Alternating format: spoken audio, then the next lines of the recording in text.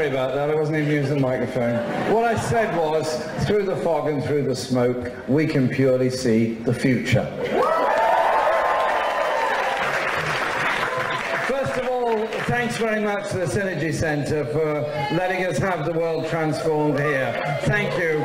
This has been a place that's been used for lots of things, but has been used to support the homeless over recent years, and having the world transformed here is probably the last big use this building is going to have, but what a good use for it, because this is a place where people can come together during the world transformed, talk about different issues, ideas, and how we achieve real change in our society and in our world. And the world transformed idea is something that I was absolutely delighted about when it was first I first heard about it before the conference in Liverpool that was going to be this event called the World Transformed, and I think it's absolutely what a Labour conference has to be about. Yes, it's the conference hall, yes, it is the resolutions that must be debated and passed or not, as the case may be, and all the administrative things that must be done, the policies we must make for the future, and the message we give out to the wider public. But it's also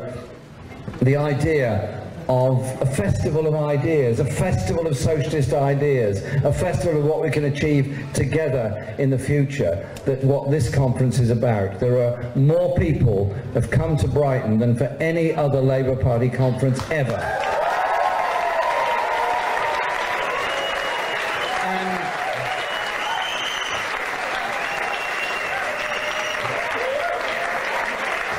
I can absolutely personally vouch for that factor to be correct, because I've missed personally one Labour Party conference since 1969.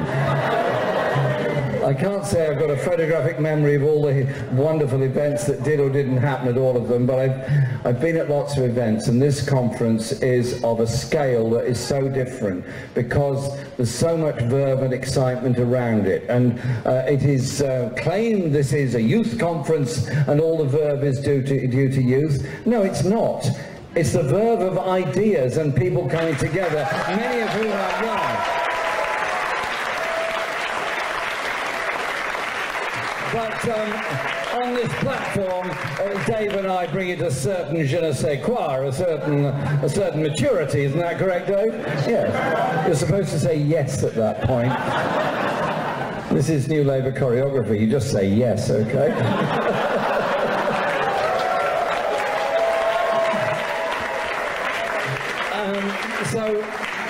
There's a lot of issues we could discuss, but I just want to reflect on two or three things, if I may. First of all, I was elected leader of the party 2 years ago, and it's been a very interesting journey over the past 2 years, and I've spent an awful lot of time travelling all around the country on 2 leadership campaigns, 1 general election campaign and one summer campaign, so I've been in an awful lot of places. And I've spent an awful lot of time talking to people in different circumstances.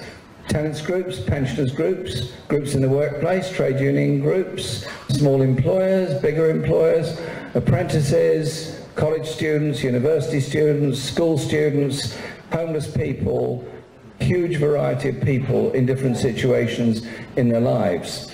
And they've gained perceptions about the Labour Party through the prism of the way in which the media presents it. They've gained perceptions about individuals in the party through the prism of what the media presents about them, and they've formed opinions as a result of that. But when we were faced with the general election in June, nobody in this hall, and certainly not me, could have predicted the date that that general election was going to be. Nobody knew about it. It was announced, as you know, in April, and every expert on the planet wrote us off and said, well, Labour has no chance whatsoever, they've got nothing to say, and just forget them and drive them all and go home and vote for Theresa May. And the media fed into this stuff, as did all the commentators, and they sort of started feeding off each other, and this wonderful bubble became very overheated with people feeding from each other. And then there was something happening out there, and I noticed this from the very start of the campaign. I went to a carers event in Birmingham on the day the election was announced. So it had been pre-arranged, and I was going to spend the afternoon with a very large number of carers talking about their problems and issues, and I learnt a lot from them, and I also got the impression from them that they were fed up of being told what to think about everybody, and they actually wanted something very different in their lives. They wanted to care for their loved ones. That was what they did, and that's what they wanted to do, but they wanted to be properly supported in doing so, and they were very pleased that we took this on board and wanted to work with them. I didn't make a lot of promises to them, other than I wanted their needs to be part of our manifesto for the election. Then a few days later, we were in Manchester and then travelling south, and I was asked to go to campaign events in Warrington and in Crewe on the way back to London.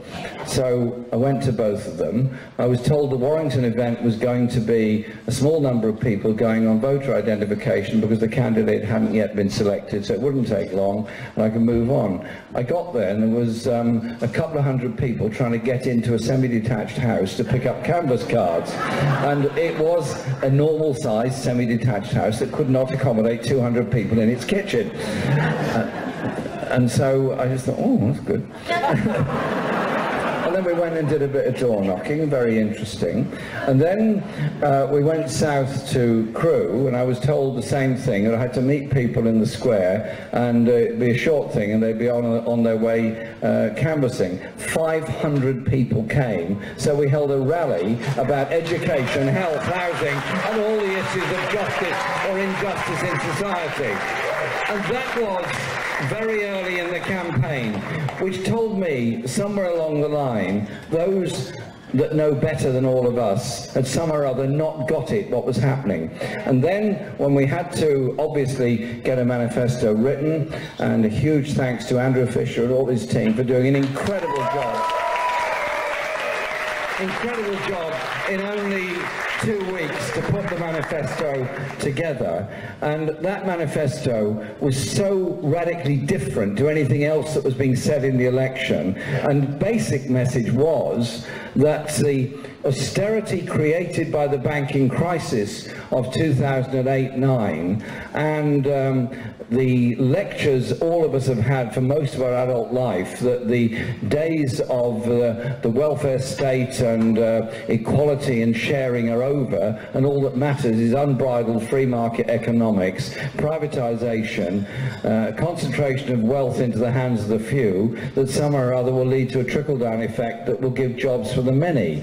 Well, the experience across North America, across most of Western Europe and many other parts of the world is the very opposite of that. Indeed, it has created huge levels of wealth in the hands of the few. It has concentrated wealth and power in the hands of many global corporations, and it has led to, at the extremes, unbelievable levels of avoidable poverty in formerly industrial societies. It's led to a deep level of insecurity within those societies, and it's led to young people being denied their education opportunities, denied their health opportunities in some cases, but above all being told that what my generation was offered in terms of health, education, housing, and all the services that we take for granted will not be available for them. This is Me Tooism, make your own way, take out a private pension, private health insurance, and try and find some money to buy a house, which is impossible to do. And it's that alienation of young people that's been brought by that process that has created a huge amount of anger. And what our manifesto said was, quite simply, that we have to change tack and change gear. We have to rebalance. We have to tax the very wealthiest some more. We have to tax the global corporations some more. We have to end the ease of tax avoidance and tax evasion. And we have to invest in a future for young people to get education, older people to get care and security, and the rest of the population, at the very least, to be decently housed. It's not a lot to ask, but it's a fundamental message.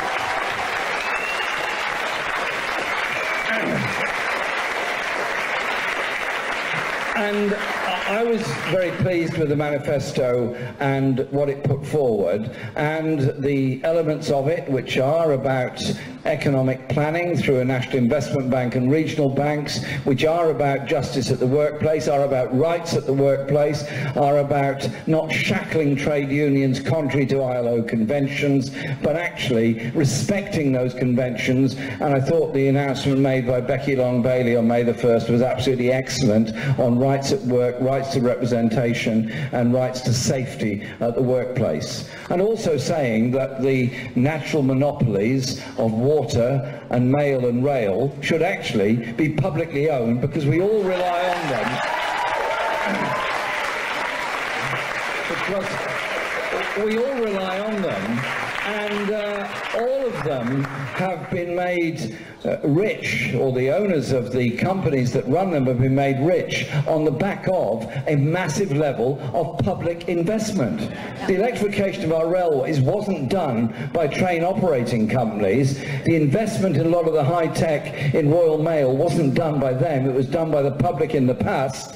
And all those water pipes and water resources and water treatment plants and all the land that the water companies own was actually all publicly bought and publicly used for the good of the public. I just think it's a simple process that we should be supporting public ownership of those, and a government that would not be afraid to intervene in industry and intervene in order to protect jobs and protect the industrial base. Hence, when the government just refused to even consider doing anything about SSI Redcar and the closure of that steel plant, that said it all about the Tories and their free market dogma. Frankly, they couldn't give a damn that that whole town was being destroyed by the loss of an industry they could have saved very, very easily had they wanted to do so. And so we want to see the development of an industrial strategy that will do things very differently. But it's also about how we mobilise people and unleash their talents, because our party now has to develop more detailed policies, and I've asked all of the shadow cabinet members to draw up the detailed ideas of how we will develop the National Education Service, the National Care Service, a detail on housing policy, and I'm very pleased that conference is going to be discussing housing around the Grenfell issue, because you cannot continue with this appalling state of housing in this country. But it also means that all of us, every one of us here in this room, has got ideas and can contribute to that policy making. And so all that detailed work will now be done, and we'll get ready for election whenever it comes. But it's also, in a society, about how we mobilise people and how we campaign. We don't leave it all to the policy making that goes into a manifesto for an election that will be held whenever, maybe later this year, maybe next year. I don't know any more than anybody else does in this room when it will be. It's about the conversation, the aspirations that people can have for their society and their community that is so important. And that's where Momentum and its campaign, which was so important in the election, that's where all of us here tonight and all the others are so important about bringing communities together to discuss how you deal with issues. Do you deal, for example, with the mental health crisis in this country by continuing the stigma, the vile jokes, the horrible discrimination and ignorance of the issues of mental health? Or do you instead bring people together and say, actually what we do need is a more supportive mental health system, we do need more talking therapies, we do need a system that supports people, and above all we need an awareness of all of us that we can support each other when we're going through stress and mental health crises. So it's also what we do ourselves which makes life very, very different. And then when you're looking at the issues of economic development that face any part of the country, if you look, for example, at what's happened in the East Midlands, ever since the end of the mining industry in the 1980s, there's been precious little central government investment. There's been a plethora of short-term, low-paid, insecure jobs that have come for a year or two and moved on, and then you get the icing on the cake, the absolute cherry of Shirebrook being turned into sport director, Mike Ashley running it, which is obviously a point of joy and virtue for everybody that believes in fair employment practices. And that is an example of where we need to be seriously thinking and campaigning. What do we want for those areas? What investment do we want? What new rail lines and rail connections do we need? What new broadband connections do we need? What kind of high-tech jobs can we get and develop? What kind of environmentally protective and supportive schemes can we introduce? Surely that mobilization of people and their ideas and their imagination is something that is very, very powerful within our society. I always think back to long before I was born, what my mum and dad told me about the politics of the 1930s and 1940s. And they told me that the real reason Labour won in 1945 was the attitude towards the great slump in the 1930s and the organisation of lots of people through, yes, the Labour Party and trade unions, but also things like the Left Book Club and so much else, which brought people together to think about the kind of world they would want to live in. That was a pre-computer era, largely pre-television era. It was an era when communication was very, very difficult, and a time when the daily newspapers were far more powerful than they are today. We now have something very different. In a general election campaign where, at the end of it, only 2 national newspapers with a substantial circulation eventually came out to support Labour. The Daily Mirror from the beginning, The Guardian towards the end of the campaign. The Morning Star always supported us all the way through, and always does. We gained 3 million votes and gained almost 13 million votes across the country, and the highest vote for Labour in England since 1970.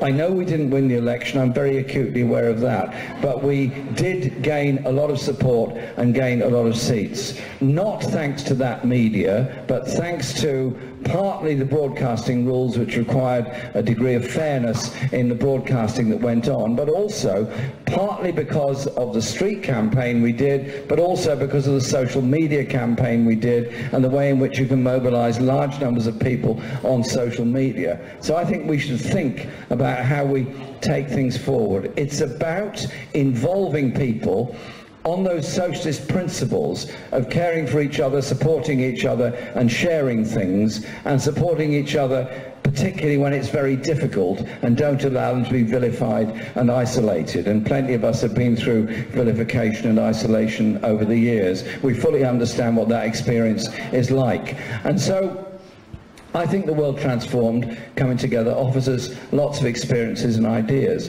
and I'm really pleased that a number of international speakers that you've had here and the different experiences have been brought to us, because the great issues facing this world are what? Global insecurity brought about by the concentration of power by global corporations, many of whom are not very keen on paying lots of taxes anywhere, and in fact they're so interested in taxation they often move their profits from one place to another. It's very clever what's done, and at the end of the day it's shortchanging people all over the world. So you can't deal with that by a national government operating alone. You have to deal with that by serious international agreement. And I tell you, as John McDonnell is seriously onto this as well, so we can promote those agreements and understanding. But the other great issues in the world are, firstly, I believe, environmental sustainability. Donald Trump tearing up the Paris Climate Change Accord is simply wrong, and he should be challenged on it, and we would and do. But it's also about an attitude towards the environment. It is about climate change, it is about pollution, it is about a lack of respect for sustainability of our environment. The Paris Climate Change Accord didn't come about just because of the brilliance of 3 weeks of negotiation. It came about really as a result of 40 or 50 years of campaigning by many environmentalists who understand these things and have done a lot to campaign for it. It is a huge step forward, but it's not the end of the story. and we have to be bringing up another generation that's far more conscious of the limits to what you can do to the natural world without paying a massive human price for it. So that none of these things are easy to deal with, but surely with all our creative knowledge and ease of access to so much a reservoir of knowledge, we can and should do things very, very differently.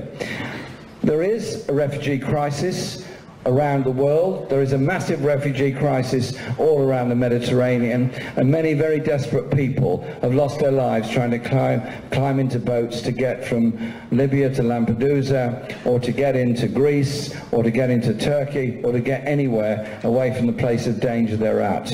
Of course, we must do everything we can to support those people who are in that danger and trying to survive. We also have to look very seriously at the causes of people fleeing in the first place. Those wars that have taken place, the abuse of human rights in so many countries, and the way in which some wars are reported and some are not. The war in Syria, abominable and appalling, will only ever be solved by a political settlement and a political solution that recognises the rights of all people in that country. Likewise, the war in Yemen has to be dealt with by not supplying arms to Saudi Arabia to continue that bombing. But too often, wars around the world are where the media are, not where the media aren't. But the reality is, people are still suffering and dying. So numbers of people that have died, for example, in 50, 60 years of conflict of varying degrees of intensity in the Democratic Republic of Congo have largely gone unreported altogether. It says something about our media that they don't report certain conflicts in certain places, they do report others. Now, I'm not saying a Labour government can solve every crisis and every problem around the world. We can't. But if we approach the whole thing on the basis of human rights, of peace, of justice, of democracy and support for peoples, and understanding where the conflict came from in the first place, then I think we'd be in a rather different place to which this government is at the present time. The crisis in North Korea, the crisis of nuclear weapons, is not going to be solved by Kim Jong-un and Donald Trump blaring klaxophones at each other. It's only going to be solved by some intervention somewhere to bring them together, to bring them back to the negotiating table around the Non-Proliferation Treaty, and to reignite the six-party talks led by China. We cannot risk the idea that we go into some new nuclear race which at some point, somewhere, will lead to the unbelievable danger of the use of a nuclear weapon. I want to live in a world where we've got rid of nuclear weapons by negotiation and by agreement. So, what our party and our conference is about uniting those that have come together to support us in the recent general election campaign, that nearly 600,000 who are now members of our party, the 3 million who are affiliated members through the trade unions, and the millions more who support us in local and national elections, and many of whom join in the activities that we do.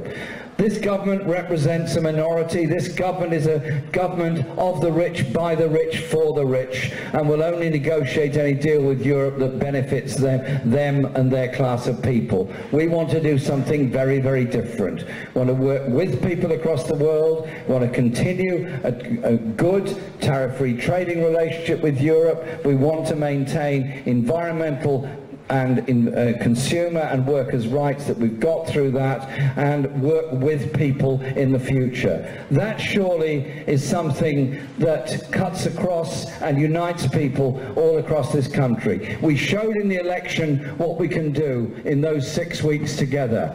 In the weeks, possibly months to come, let's show by our actions that we're with people, we're listening to people, and we believe a future of equality, a future of justice, a future of hope for young people, a future that doesn't allow racism, discrimination, or any of those ugly concepts to disfigure our society, is one that strengthens and emboldens us all and gets us into a place where we can live in a decent, just and much more peaceful society.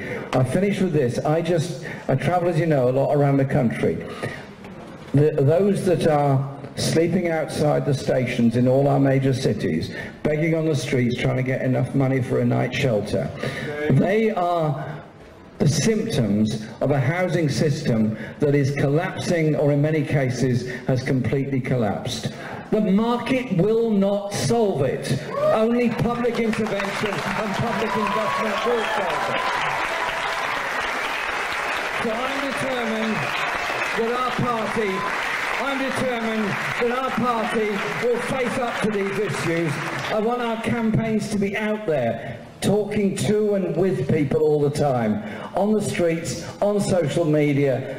That's the way of getting through to people. That's how we're getting a wonderful message across. And you know what? When people do things and campaign together, they're much happier doing it. The creativity is there, the ambition is there, the art is there, the poetry is there, the hope is there, and the achievement is there. Thank you very much.